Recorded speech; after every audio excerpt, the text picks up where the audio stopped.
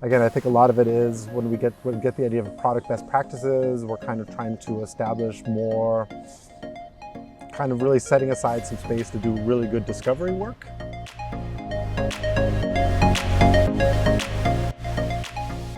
So, Pepe, I would like to talk about learning and development with you a little bit.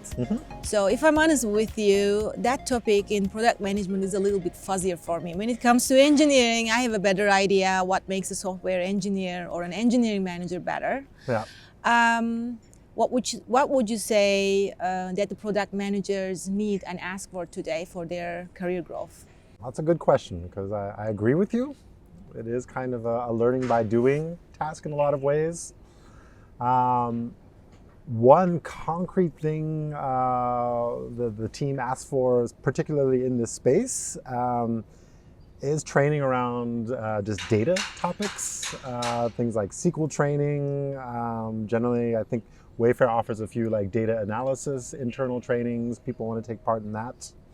But in terms of like raw product management skills, I think there I'm probably more a fan of the idea of guilds and just like regular forums where product managers kind of swap what's been working for them recently, what works well for them in Wayfair, what maybe worked in other jobs that doesn't work so well in Wayfair. So I think that's something we're kind of at the beginning of setting up within Berlin. But I think that'll be, if we really want to if we want Berlin to be a source of like product management best practices, I think that's something we need to take a lot more seriously and kind of create like a society of product people here in Berlin and in the larger company as well. And if I come to Wayfair, to your team as a product manager, what kind of career path do I have? There's a few directions you can go in, right? There's like the very data-centric path, like the classic technical PM path, I think we would call it in this context. We're going to get increasingly into like kind of tooling based around specific workflows that we kind of investigate and define.